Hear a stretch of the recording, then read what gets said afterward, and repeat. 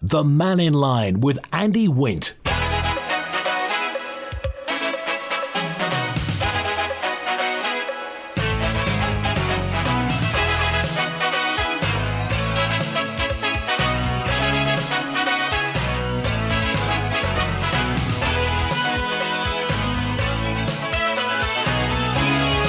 Well, isn't that interesting? Did you hear the story in the news about the increasing evidence of a surge in interest from UK residents wanting to move to the Isle of Man? I wonder. Anything to follow up on yesterday with Devon Watson and Juan McGuinness, Douglas City Council leader and the lead for Finance and General Purposes at Ramsey Town Commissioners. They both had lots to say about derelict properties, rates, the financial well-being of the commercial sector. So if you've got any thoughts on that, by all means do get in touch. Devon Watson was saying it's time to let local authorities access existing infrastructure to deliver new social housing. The government admitted last year that no public sector housing has been built during the current administration. He explained that scheme, the Island Infrastructure Scheme, which is only open to private developers, many of whom have chosen to pay a commuted sum rather than put 25% of affordable housing in their projects, i.e. build an estate, you should put 25%, 1 in 4 should be affordable homes. But lots of the developers basically pay this commuted sum. They pay the government not to put affordable housing in their developments. They've got their own reasons why. So the government gets all this money, but the trouble is it's not been transmitted into any public sector houses in the last administration. Right, any thoughts on that? Well, anything else as well, because we're open line till 1. Andy's with us first thing today. Hi, Andy. Hi, how are you? Very well. What's on your mind, Andy? I just wanted to give a shout out to, it's a totally different subject to what you started with, but I want to give a shout out to Manx Care. They've been organising some listening sessions this month around the island, specifically related to people's experiences with COVID vaccine adverse events. Now, the first one was in Ramsey last week, went very positively, and I just wanted to make sure your listeners were aware that there's one on every Thursday in October. The next one is in Port Erin this Thursday at Thie Rosien. I hope I'm saying that right. My Manx isn't great. But it's the Manx Care facility opposite the Southern Group practice. Okay, and so there is an online... What are they called? Is it In Your Shoes they're called? The In Your Shoes event, that's exactly right, yes. Right, okay. And it's at Thie Rosien. When is it, you say?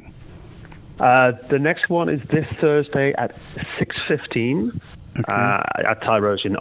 So that's for people in the south, and anybody can attend really, and you don't need to book yourselves in.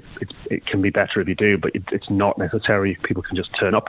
And then there's one coming after that in Peel, and there's one coming in Douglas as well. Okay. Did you go to the one in Ramsey at all? I didn't. I live in Port Erin, so Ramsey's a hard drive for me, but I didn't make the one in Ramsey. But obviously, we're in touch with people that were there, and It was very, very well received, apparently. Okay, so if anybody's listening, if they think that this applies to them, I mean, what's the threshold? How much of an interest do you have to go to this? There is no minimum limit, really. I mean, there are those who are badly injured. There are those who are mildly injured. There are those who aren't sure if they're injured from the jabs or if it's long COVID. And there are those who have no symptoms and are simply interested in the topic, including those who, obviously, it's a contentious subject for some. Some people think they don't agree with the topic itself. I would advise anybody to turn up and just listen and just hear people's experiences. It's really interesting you say that, Andy. So, as you say, some people, and you talk, we find this on the island all the time. You'll chat to somebody who they think might have long COVID, but they don't know what it is. It's just something that is not right since they've had COVID. Yeah. There's a lot of people, and I'm certainly not going to sit here and try and diagnose people, but there are a lot of questions around the whole event, and all the symptoms and things that are following up from that. But this is the first time that Manx Care and DHSC have actually put some serious effort into listening to people who have reported these issues specifically relating to the jabs. It's taken 4 years of hard grafting by a small number of individuals who've been trying to raise awareness of this. And it's great to get this out into the public.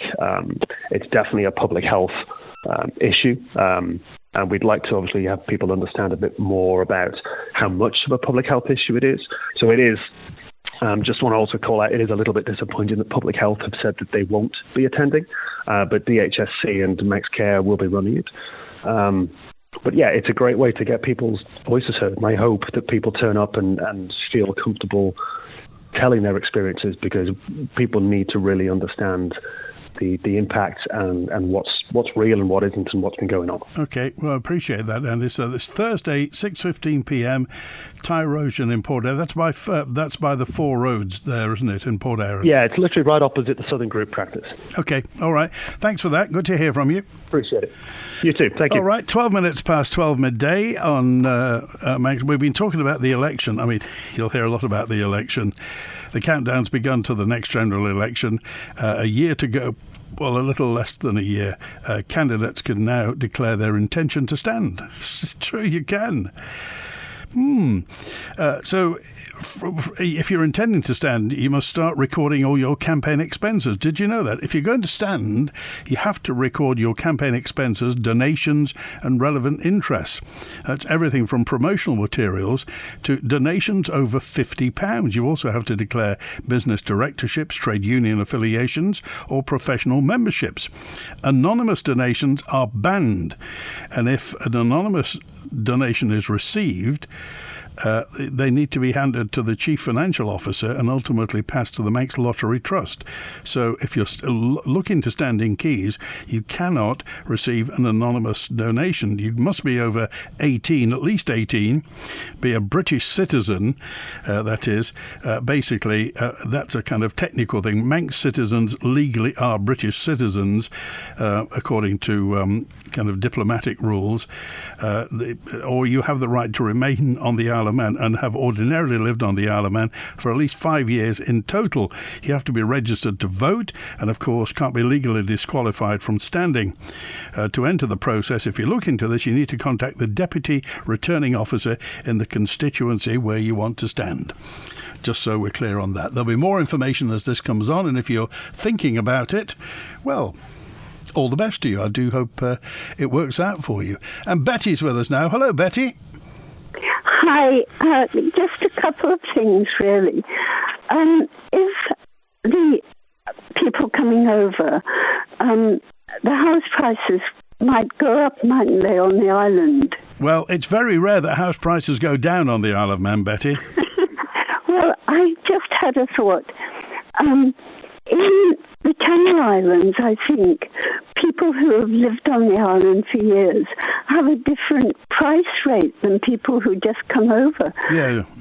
There's a residence price and a kind of an incomer's price there. Well, how about having that on the island? That would seem fair to me. We've never had that historically, but then again, the Isle of Man, always wanted people to come over. I mean, it was, and certainly from the 1950s onwards, when the Isle of Man's population was declining, the Isle of Man needed people and needed economic activity. So, I mean, and it is the government's stated intention to increase the population, Betty. Yes, I know, but you don't have to decrease people coming over. You just have to, there are a lot of people on the island who need accommodation. I'm thinking of young people, and the waiting list for government housing is a long time. So maybe prices could be just a bit less for them to make it affordable. How would that? I mean, I don't know how. I mean, I used to live in Jersey years and years ago, and it was kind of accepted, the fact that incoming people were... But, of course, Jersey's tiny compared to the Isle of Man, so land is very much at a premium.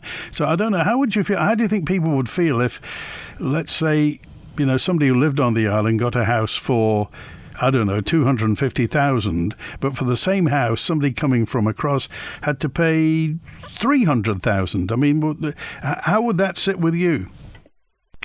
Well, I would probably accept it, actually.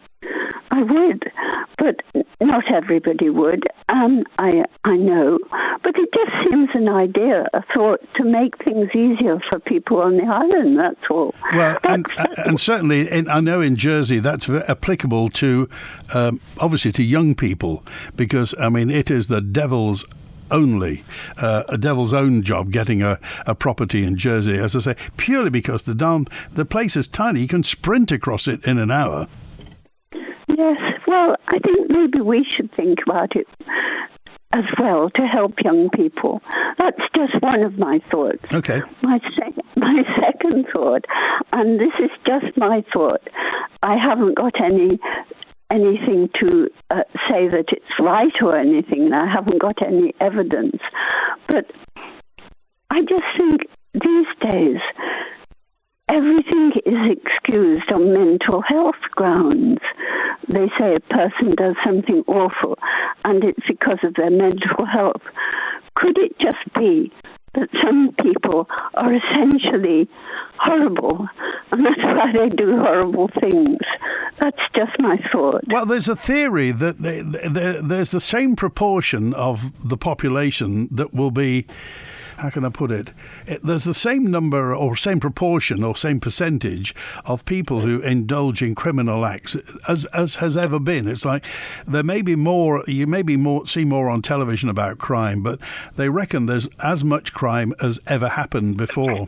So, but certainly the, how can I put it, the prevalence, we've talked about this before, about the mental health thing, which is, it's front and centre now. I mean, it's something that years and years ago, nobody mentioned mental health. Nobody talked about their mental health. But it seems to be now anything goes, Betty. Well, yes, but I don't think that's right. I don't think you can excuse everything on mental health. I just think some people are essentially wrong uns. Well, okay. We'll see what happens in the future, Betty. Thanks for that. Okay, bye-bye. Good to hear from you. There's increasing evidence of a surge in interest from UK residents seeking to move to the Isle of Man. It's thought, as I say, political tensions across a deteriorating geopolitical landscape, all making safe havens like the Isle of Man more attractive. And let's face it, there are few places in the world safer than the Isle of Man. Here's David with us now. Hello, David. Hi, Andy. I just wonder if anybody knows for Peel when they're meeting the minister this afternoon to talk about speed limits, 20 miles an hour. Could somebody ask her the direct question, is she supporting an all-island speed limit? And is that what's happening or coming forward? Or is that why there's been a little chatter in the Council of Ministers? And maybe Tim resigned because of it? Well, we don't know, do we? And it was interesting what Tim Crookall said when they said to him, is this a political manoeuvre? Well, everything's political, really, isn't it? I mean, everything is. People are going to be asked all the time whether it's political. I just wondered, David, what are your thoughts on the 20 mile per hour limit? Oh, I think it's a joke, to tell you the truth. But anyway, and we haven't had any results from the first surveys that were done in Onken. You'd think the minister would have put some feedback on even the media. I'm surprised the media haven't come out and say, well, what's happened? And it's been now, must be nearly 6 months since she came to Onken. And then she told an untruth in Tynwald regarding the commissioners in Onken that we're fully supportive of it. No, that wasn't the case at all. And I just wonder whether anybody, because she's having a session in Peel this afternoon, I think, from something like, I didn't pick it up, 4 o'clock this afternoon. If somebody would ask her the direct question and maybe come on tomorrow and then tell us the answer. Because they're supposed to give us this information. And if that is the information and somebody's trying to do that, we need to know to find out what repercussions we've got on sporting events on the island. Because the major issues are the TT, whether we like it or not, and the Grand Prix. Everybody that lives on the island knows what happens TT week and Grand Prix week and whatever, and we adapt to it, don't we? We have done for years. Well, as you say, and also, let's face it, lots of people come to the Isle of Man to have a burn-up, don't they? Lots of people like to come here because they want to speed around the, one of the most famous racetracks in the world. Yeah, well, you look at the cars we've had over recently, Ferraris, all sorts of the weird ones, the soft top ones, the French cars that were tiny that came to the Isle of Man. They must love it. I mean, the jig words is, and I keep going on about this, the island is where you can, not where you can't do it because a politician says no. And the final thing for me is, I'd love to find out, Andy, if your reporters could have a little go on these Section 13 agreements. That's where developers put money aside for the benefit of the community, where they can't provide first-time buyers or some discounted housing in a particular area. So as far as I'm concerned, in my time anyway, it used to be the Section 13 agreements. There's a fund there somewhere in who holds it. It's probably Treasury. But I'd love to find out how much is in that fund. And when you say, what are government trying to do to support local authorities who can build local authority houses or first-time buyers? I mean, as a private citizen, David, what's your reaction to the fact that this government hasn't overseen the building of a single social housing residence in this current administration? Appalling. I think it is appalling that nothing's been done. We do have a government that's supposed to support the residents on the island and move things along. And housing is definitely something we need. We need to build sheltered units for people, because whether you know it, people are getting older all the time. Well, I mean, the skeet is, David, we need a nursing home, or if you like, a sheltered accommodation. We need one per year just to keep up. Yeah. Well, look at the scenario there was in Peel, wasn't it, over the home that was closed down because it hadn't been adapted. And we got the same thing in Ramsey. I'm surprised you didn't ask him yesterday about the home that's in Ramsey by the pier. About Cummal Moor, yeah. What's happened with that? In my time there was a full set of plans to move it somewhere else, is to develop bathrooms which we had wheelchair-friendly and hoists. You know, they're not thinking of the future when the rest of us are not here. And the final thing for me, I went to one of the issues to do with wind turbines, and I was embarrassed, to tell you the truth. It wasn't to do with Ofsted. It was the Cabinet Office. Yeah. All it was at the Town Hall, and I spent £3.50 in a car park to be there 15 minutes and come back out with a piece of paper and to say to me, fill the form in if you want to be an interested party. I mean, they could have done that through the Mannin Line or something like that. So I don't know if anybody else went. I know there was a couple of people from Auckland thing, and I won't mention his full name anyway, but Paul knows who I'm talking about there. I met him in the hallway, and he said to me, I'm coming down to get an insight into the wind turbines, where they're going to be, what are we going to get money out of it, when it's going to happen. What's the lifespan of it? Because these turbines don't happen overnight. Yeah. And what did the representatives from Cabinet Office did they engage in conversation at all? What did they say? No, they said hello. We can't ask any questions. I knew one of them anyway, so I didn't go hard on anybody at all. But I think it was not a misrepresentation, but I thought it was something different where Ofsted were there, where you could ask them the questions. I've been before. I'm still in favour of them, offshore preferably, because as long as, and the caveat would be, as I was there, is to have a link to the Isle of Man or a link into the network, because we can have, when there's spinning reserve floating around all through the networks. I mean, that's the best thing we've got within a network there. We've got cables running. Maybe we should have another cable to Ireland or something like that, and we could link things up. I do think that's going to be the way. Whether we like it or not, the oil reserves and gas reserves are going to dwindle all the time. And I was going to just tell you quickly I'm only making about 4 or 5% on my panels. All right. I need a bit more light. All right. Thanks for calling. How's yours anyway? Well, the radio station. Oh, yeah. They keep interfering with stuff, though. We can't hear the radio because our PV panels are generating so much. We got hundreds of the darn things. Well, dozens anyway. Well, yeah. No, that's great. I mean, you're doing better than government's doing, is it? I know we whinge all the time, but anyway, all the schools we've got, they were off all summer. Well, that's a fair point. The fact is, if the government lectures everybody about net zero and doesn't put up a PV panel on any of their buildings, so you can't have it both ways. Yeah, and the final thing for me, the DEFRA minister wants to put another scheme together to support local people who may have an interest in putting something energy efficient in their properties, not insulation or bulbs or whatever, draft excluders, something a bit more substantial, like if you could buy the panels but you couldn't buy a battery. So, if you don't have a battery, I'm running the house at the moment on the panels and I'm not creating that much electricity from them, but I'm keeping the house, nobody's got anything running. And don't forget to use off-peak. That's a misnomer that everybody should be looking at too, off-peak. Okay. You don't need to do the washing in the daytime, do you? You can do it at night when you're not there. All right. Okay. Thanks for calling. Bye. Cheers. Now 27 minutes past 12. I'm going to note in from Hayley. Oh, and also Christine said, "What do you mean the Isle of Man is one of the safest places in the world? How do you know that?" Well, actually, we're not the safest place. We are third safest in the world. We've been named the third safest place to live in the world, according to a company called Vansis Capital, an international investment migration firm.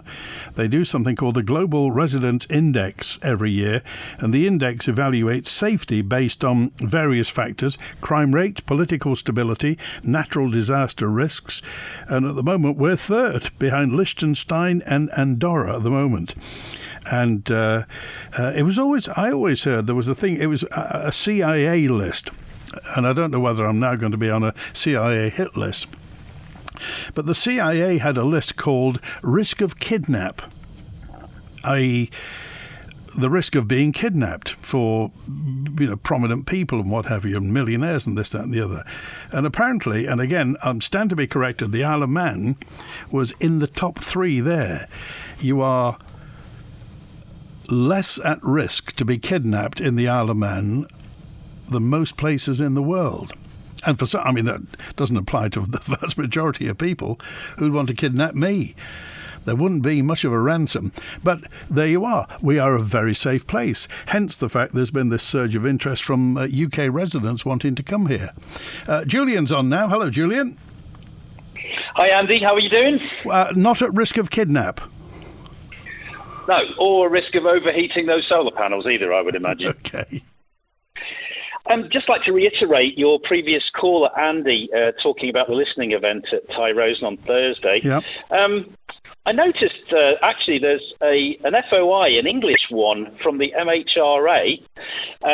The number is 2024/00051. They were the ones that were receiving the yellow card vaccine injury reporting cards in the UK. And they reported 1,054 last year so far with the COVID vaccines.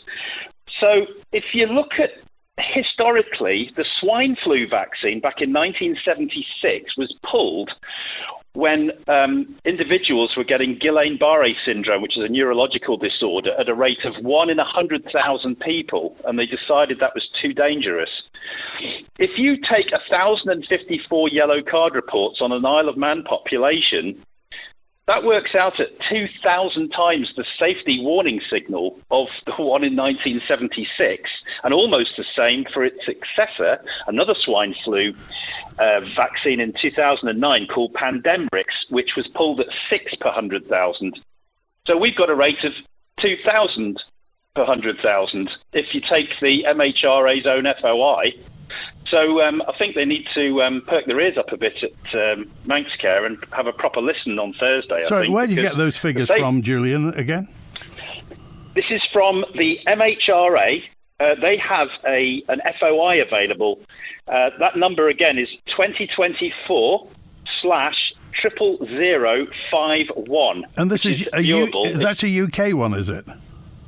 That's because the Isle of Man Health Authority sends them to the UK. Right. So the only way to actually see what the aggregate number of reports is to go and look on the UK FOI website.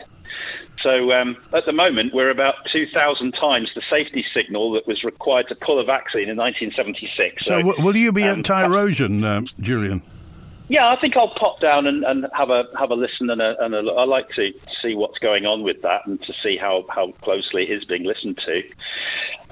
My main point, I noticed we talked the other day about the many problems with digital IDs. And I noticed there's a new bill going through the UK Parliament at the moment. It was published recently, and it's called the Children's Wellbeing and Schools Bill. This is coming under the UK Department for Education. And the idea of this bill is to assign every child a code number known as a single unique identifier code, which will be included across multiple sets of data and shared with multiple departments, including social care, different education departments, local authorities, the police, social care and others, which are not tightly specified.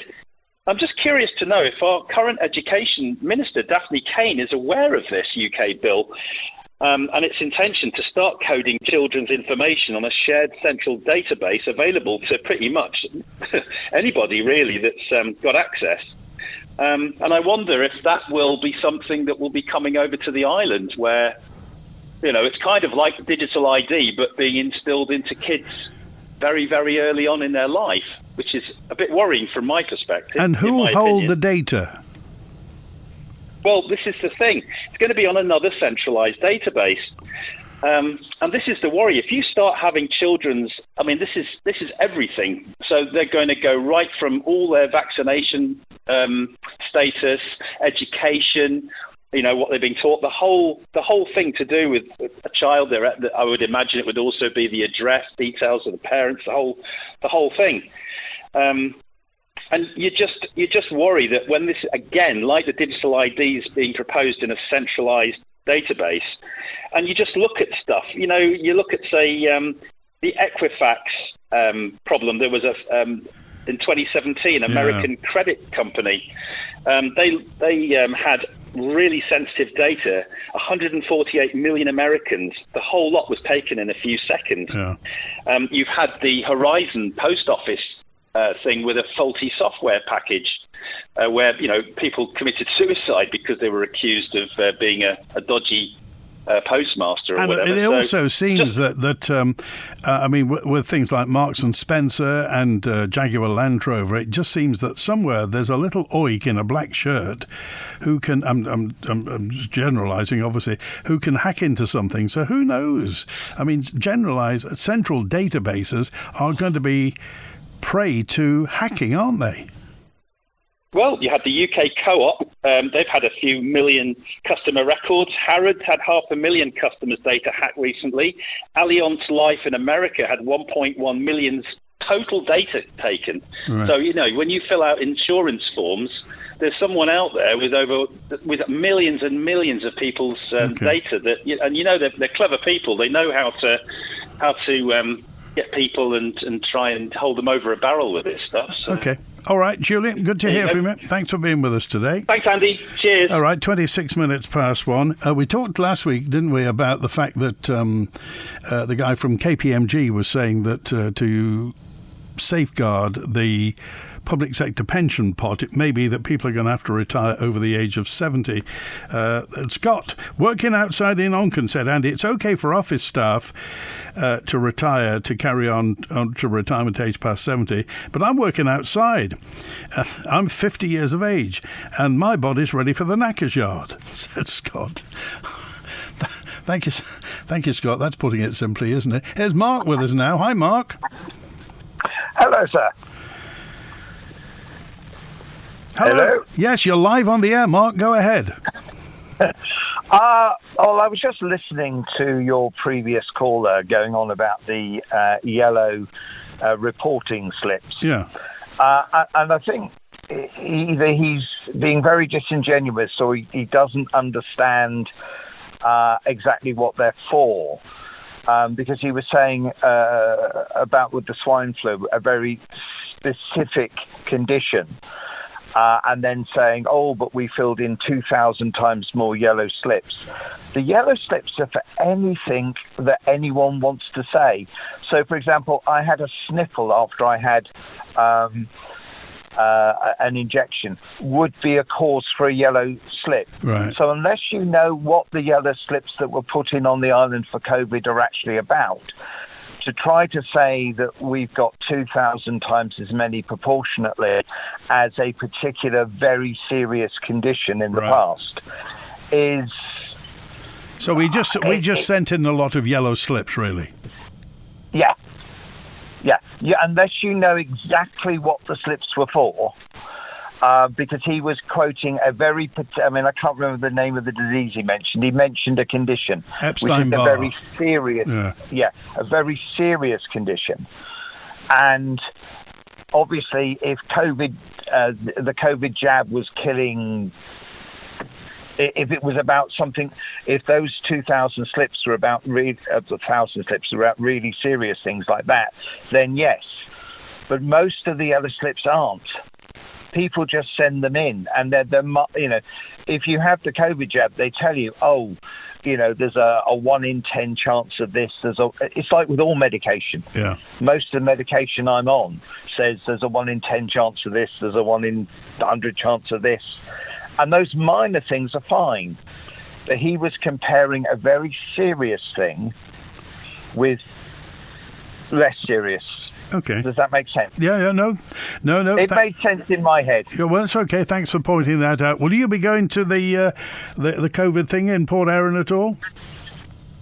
I'm based out of Peel, so probably not. Okay, all right. Well, thanks for calling today, Mark. We appreciate it.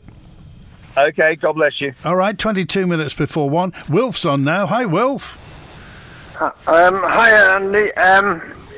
I don't like to hear what I heard earlier here about this influx of all these people wanting to come and live on the Isle of Man, because I think there's far too many people here now, but that's just my opinion. Now, my other opinion is our government does not seem to, or they're ignoring the fact that we've got all these children here that belong here, and they're all going to want a house, and they're all going to want a car, and they're all going to want a job, but yet we want to fetch a whole lot more people in to be treated by our hospitals, doctors, whatever, and we can't get treated ourselves. It's just absolute madness, and they want to put a stop to it right away. This new government that comes in, or the new one that's going to come in, people want to think about this and say, right, you're either against this or you're not against this. If you're against all these people coming in, I'll vote for you. If you're against the Green Party, I'll vote for you. And if you're against windmills, I'll vote for you. They've got to think about these things. We've got too many people here now. Now, there was something a bit earlier, something that totally different altogether, that was mentioned earlier about you're putting in a claim for if you stood for the commissioners or whatever, for to get money back, whatever. Yeah. Now then, there was a form given to me. I filled it in months ago, and didn't expect any return or anything. Which, of course, I was dead right again. I never got any return. Then I was told I was sent a letter. I hadn't sent a form in. Now, how did they know I hadn't sent the form in and already sent one in? But anyway, that's beside the point. So I've done it all again. And I'm still waiting. I don't believe you're not going to get a penny back. I know I only put it in. I just spend the money as it's gone. But I only put it in because it was to pay for your manifestos. Right. That you put around the town. But I never received a penny. Now, there wasn't a small thing I wanted to know. Oh, yeah. I tried to ring you 3 or 4 times yesterday on your own number. Yeah. Couldn't get it. Obviously, you were either stuffing yourself, or you were asleep, or you were doing one of your programs. I don't know. When is a good... It's important. When is a good time to ring you? To phone me? Well, you can phone me any time after... Yes. Phone me any time after Mannin Line. That'll be fine, Wilf. Oh, right, okay. Yeah. Well, that'll suit me very fine, yeah, right. Okay. Okay. All right. Okay. Well, these are just my opinions. We appreciate it. Of what should happen. Well, that's fine, because Mannin Line's all about opinions, and the more the merrier, Wilf. Okay, thank you very much. Good to hear from you. Thanks for calling today. The government buys derelict property, and let me see, there's a message in from 603. The government buys derelict property and offers rent to buy to those who spend their lives renovating buildings but will never earn enough to buy one for themselves. Clause attached, 3 years, the exterior will be presentable or the contract is void. This is 603. This is about the derelict properties. If they can pay to opt out of affordable housing, then local authorities should be given that fee to build. Are you talking about the curtailment fee that's given by private companies, private developers, to not put affordable housing in developments? We don't know where that money goes or whether that's going through to local authorities. Let me get to some more messages here. Lots of messages in today. Unfortunately, let me see, some people want to be happy with turbines, green energy, but it will happen as the right choice for our next generation. I think your predictive text got the better of you, John Ramsey, that is.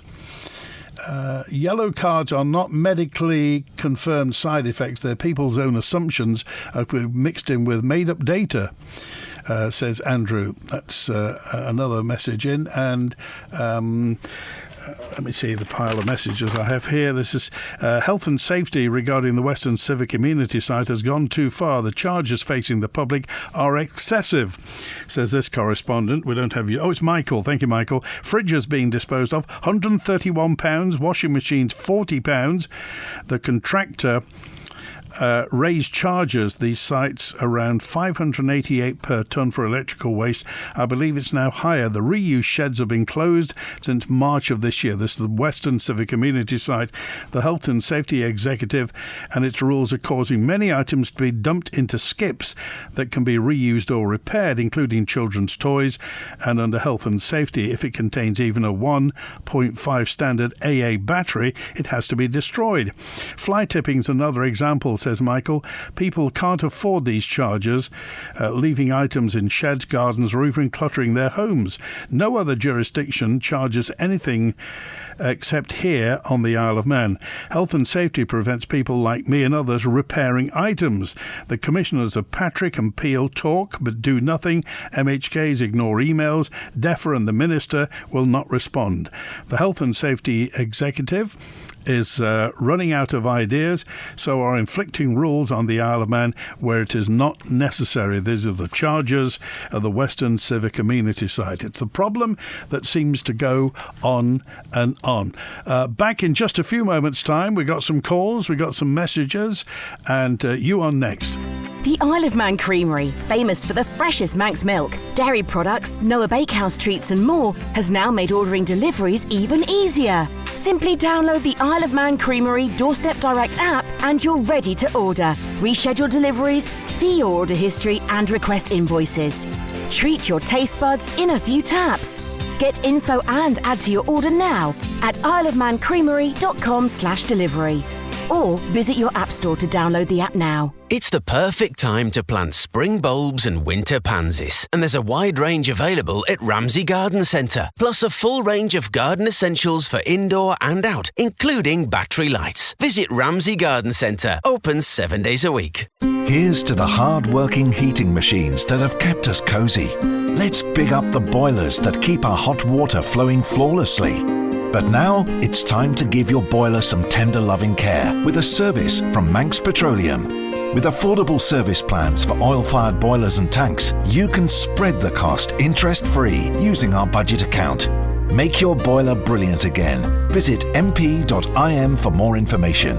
Manx Petroleum, always here for you.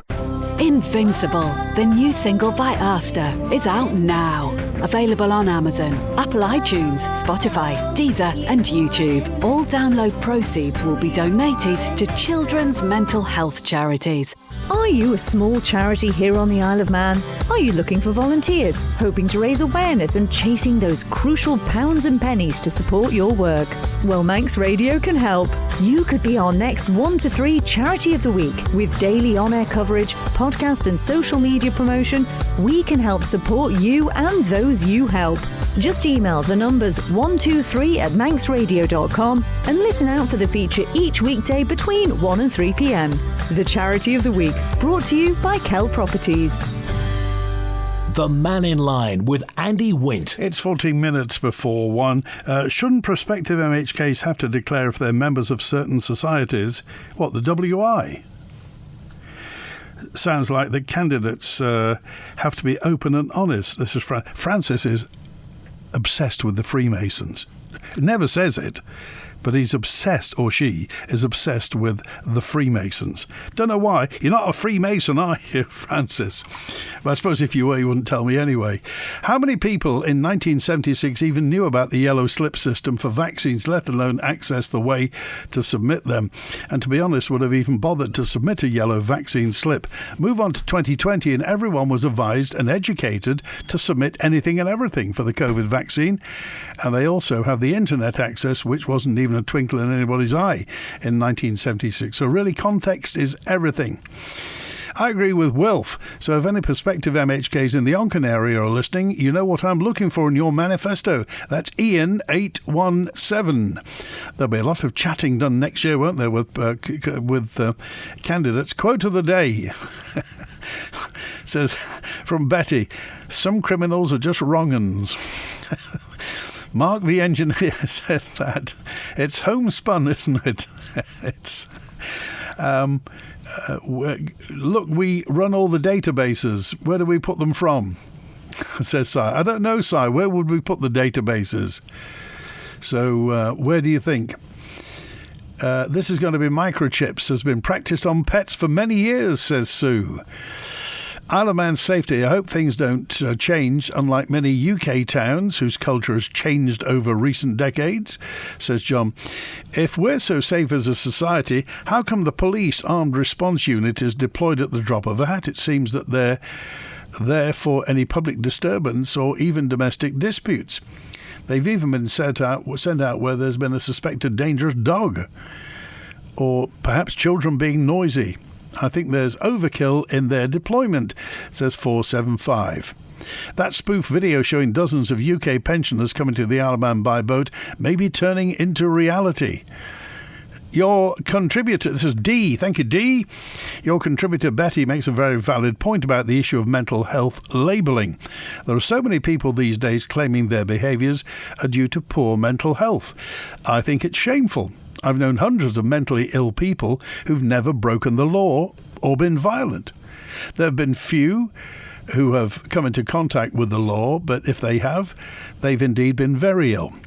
Keyboard warriors who are very quick at criticising the mental health provision are the very people who try to avoid consequences of poor behaviour or want refuge in a mental health unit.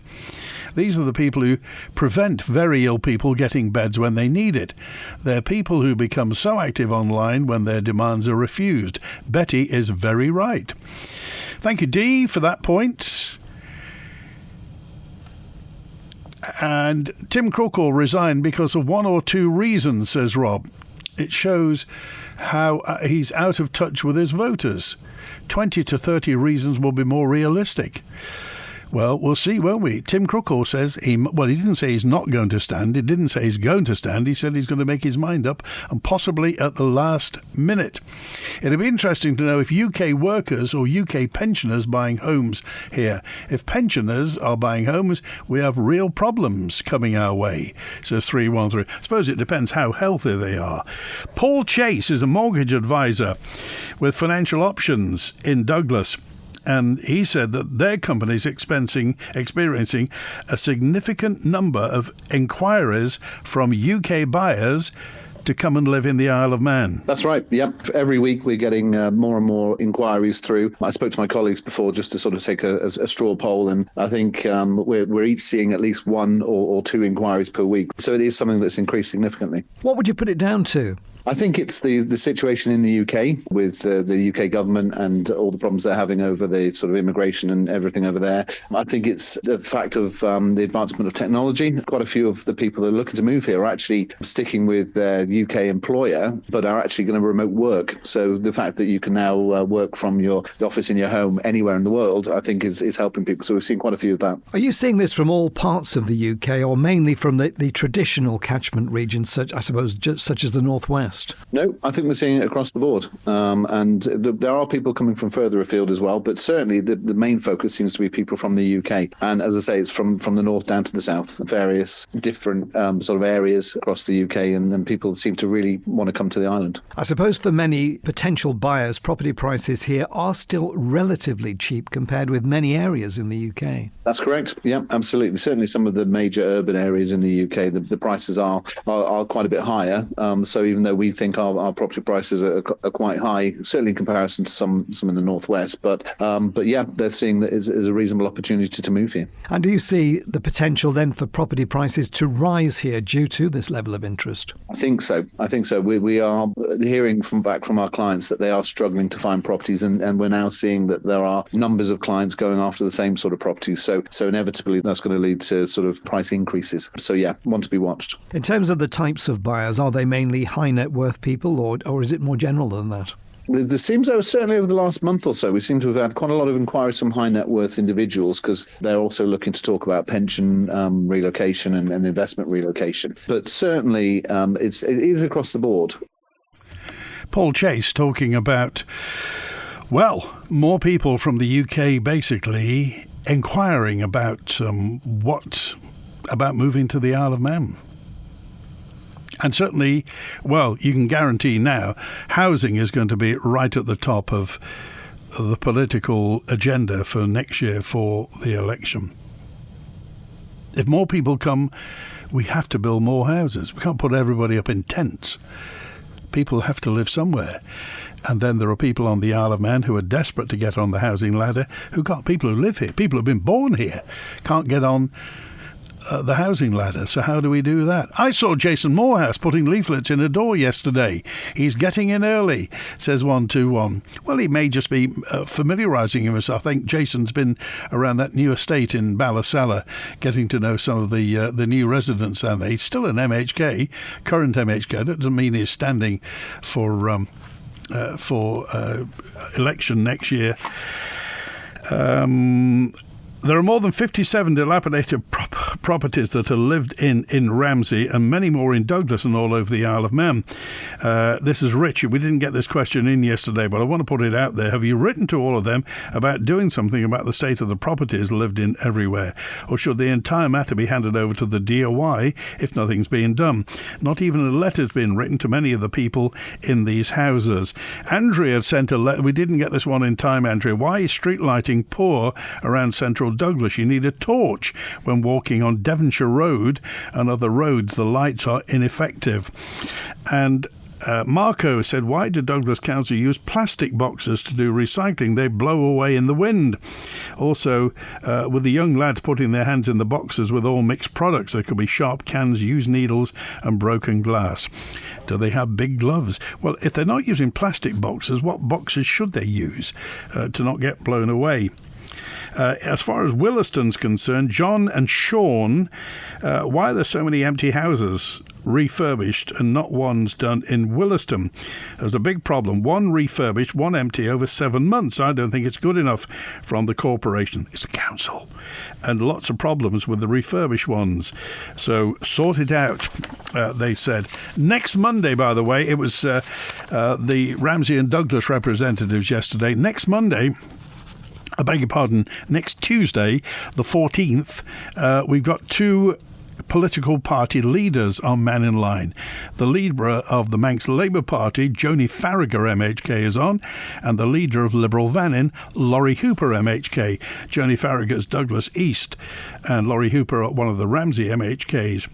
So Laurie Hooper and Joni Farragher will be on, well, talking about their own parties, but also, obviously, it's going to be open to question if you want to talk to Joni Farragher or Laurie Hooper exactly about where they stand and where their parties stand. And this whole point about we don't have party politics on the Isle of Man. Although there are parties, there's only two Manx Labour MHKs, obviously Joni Farragher and Sarah Maltby, and one Liberal Vannin MHK. The leader, Laurie Hooper, is there. Obviously, there are representatives elsewhere on councils, but it'll be interesting to hear. Laurie Hooper, of course, himself a former minister, and Joni Farragher on Mannin Line a week today. The Isle of Man is full of old fogies, says George. Sorry, but it's true. Dublin Airport's full of Americans. We're too slow and we're missing a trick, in my opinion, says George. These people aren't moving here because they value the island. It's heartbreaking, says 622. Why are they? Well, they'll be moving here for financial reasons, won't they? And also because it's a safe place to live. It's a beautiful place to live. We all know there's a period of acclimatization, shall we say. Still getting lots of notice and lots of messages about chatter during performances at the Villa Marina and the gaiety. My wife and I were at the Bootleg Beatles concert at the Villa a few weeks ago. Two families sitting behind us constantly shouting, talking and up and down to the bar and the toilets. So rude, it spoilt it for us, says Andy. Many of the tickets for the Gaiety Villa and Cinema are bought in bulk by local companies for employees. They're not personally paid for the tickets, they're just freebies for a night out with colleagues, not necessarily because they want to actually go and see the show or act. That's it. Thanks to Chris on the phone today. Enjoy your Tuesday. WINT